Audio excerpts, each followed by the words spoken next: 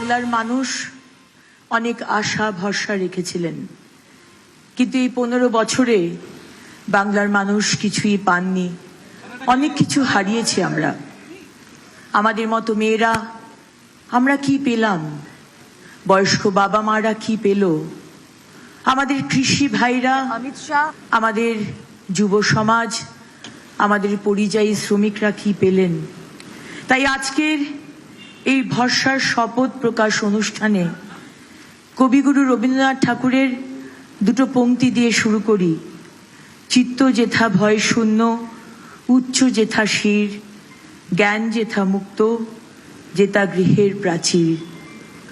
আজকে এই যে ভয়ের পরিবেশ, নিউ টাউনের পাঁচতারা হোটেলের ছবি আপনারা দেখছেন। সেখানে এসে পৌঁছেছেন কেন্দ্রীয় স্বরাষ্ট্রমন্ত্রী অমিত শাহ। কিছুক্ষণের মধ্যেই বিজেপির ইশতেহার প্রকাশ, সংকল্পপত্র প্রকাশ। অমিত শাহ তিনি কিছু সময়ের জন্যই শহর কলকাতায় এবং বিধানসভা নির্বাচনের আগে একগুচ্ছ প্রতিশ্রুতি রয়েছে এই সংকল্পপত্রে। মূলত জোর দেওয়া হয়েছে কর্মসংস্থানের দিকে। পাখির চোখ বাংলায় সেখানে কর্মসংস্থান থেকে অনুপ্রবেশ ইস্যু। আজকে ইশতেহার পত্রে বিজেপির এই সংকল্পপত্রে কি কি রয়েছে আমাদের নজর সেদিকেই আছে। আর কিছুক্ষণের মধ্যেই সেই সংকল্পপত্র প্রকাশ, নির্বাচনী ইশতেহার প্রকাশ। অমিত শাহর ক্ষমতায় এলে বাংলার জন্য তারা কি কি করবেন সেগুলো উল্লেখ থাকবে এই সংকল্পপত্রে। বিজেপির সংকল্পপত্রে মূলত 7টা ইস্যুতে জোর দেওয়া হয়েছে, যা এখনো পর্যন্ত আমরা জানতে পারছি। রাজ্যের অর্থনীতিকে চাঙ্গা করা থেকে কর্মসংস্থানে জোর, পরিকাঠামো থেকে গ্রামীণ উন্নয়নে ঢালাও প্রতিশ্রুতি, তা অবশ্যই এই সংকল্পপত্রে থাকতে পারে। শিক্ষা, স্বাস্থ্য, শিল্প নিয়ে একটি ফুলের তোড়া দিয়ে বেশ কিছু নজর কাড়া প্রতিশ্রুতিও থাকতে পারে। বিজেপির নির্বাচনী ইশতেহারে কর্মসংস্থানে বিশেষ জোর। একটি উত্তরীয় দিয়ে সম্মানীয় অমিত ভাই সাজিকে সম্মান জানাবেন। ধরে রেখেছেন, দেখাচ্ছেন ওরা তো।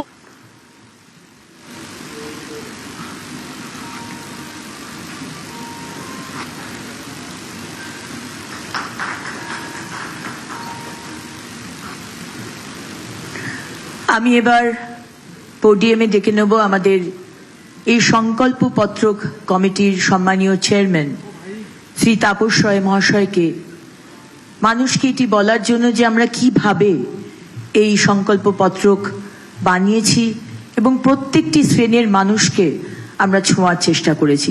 তাপসদা। প্রথমেই আমি ভারত মাতার শ্রীচরণে আমার প্রণাম জানাই। প্রণাম জানাই ডক্টর শ্যামাপ্রসাদ মুখোপাধ্যায়কে।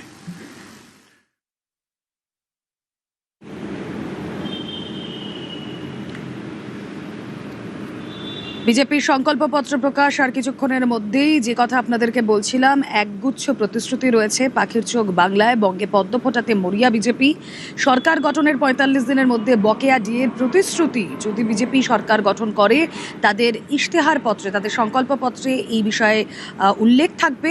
এছাড়া আমরা দেখেছি যতবার বঙ্গে অমিত শাহ এসেছেন, প্রধানমন্ত্রী এসেছেন, ততবার শিল্পোন্নয়নের দিকেও জোর দেওয়া হয়েছে।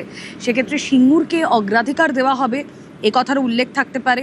এবং এই বঙ্গে মহিলা ভোট একটা ফ্যাক্টর। আমরা জানি লক্ষ্মীর ভাণ্ডার রাজ্য সরকারের একটা প্রকল্প এবং সেই প্রকল্পের সমাদর প্রত্যেক জায়গায়। সেখানে অমিত শাহ তিনি এই সংকল্পপত্রে লক্ষ্মীর ভাণ্ডারে মহিলাদের উন্নয়নের জন্য, মহিলাদের জন্য 3000 টাকা রাখা হবে, এই ঘোষণাও করা হবে ইশতেহারপত্রে। এরও উল্লেখ থাকবে।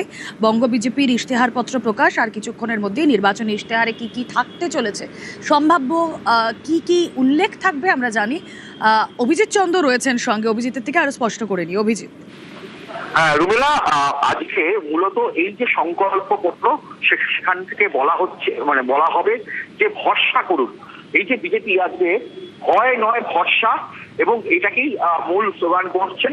এবং একই সঙ্গে অমিত শাহ আজকের এই সংকল্পপত্র থেকে বিজেপি সূত্র থেকে জানা যাচ্ছে যে রাজ্যে কর্মসংস্থান সব থেকে বড় কথা, রাজ্যের কর্মসংস্থানকে সব থেকে বেশি গুরুত্ব দিচ্ছেন, যে কারণে 7টি মূল বিষয়কে অগ্রাধিকার দেওয়া হয়েছে।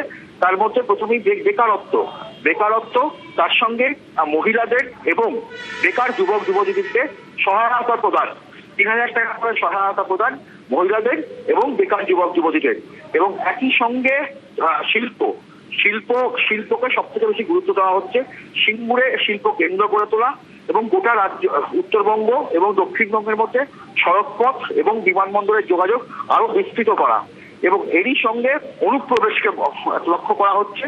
অনুপ্রবেশকে অত্যন্ত গুরুত্ব দেওয়া হচ্ছে এবং তার সঙ্গে অগ্নিবীর প্রকল্প ও ভারতীয় সেনাবাহিনীতে বাঙালি রেজিমেন্ট করার কথা বলা হবে। বিজেপি ক্ষমতায় আসলে এটাও সংকল্পপত্রে তুলে ধরা হবে এবং এর সঙ্গে রাজ্য সরকারি কর্মচারীদের দীর্ঘদিনের দাবি সপ্তম পে কমিশনকে অবিলম্বে লাগু করা হবে, 45 দিনের মধ্যে সেটাকে লাগু করা হবে।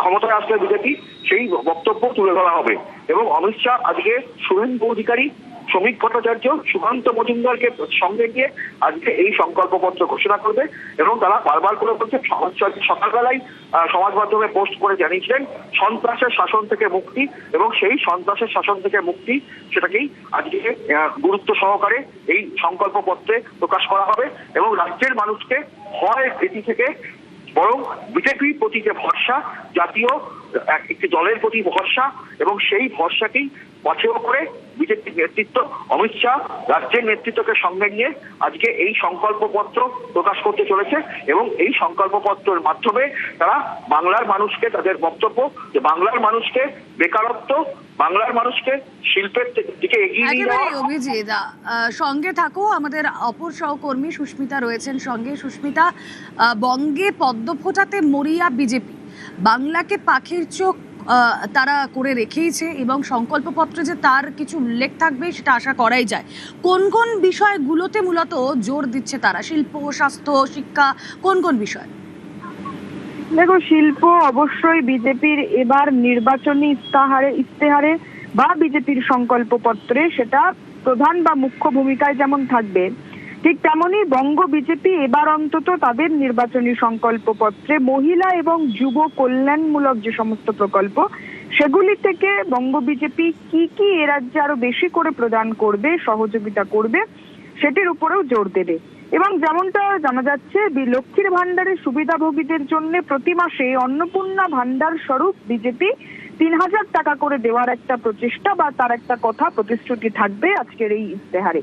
এবং যুবসাথী প্রকল্পের অধীন বেকার যুবকরা, যে যুবক যুবতীরা যে টাকা বা ভাতা স্বরূপ 1500 টাকা করে পাচ্ছে রাজ্য সরকারের তরফ থেকে বর্তমানে, সেই জায়গায় বিজেপি এলে তাদেরকে বছরে 25,000 টাকা করে দেওয়ার একটা প্রচেষ্টা বা প্রতিশ্রুতি সেটা থাকবে আজকের এই ইস্তেহার পত্রে।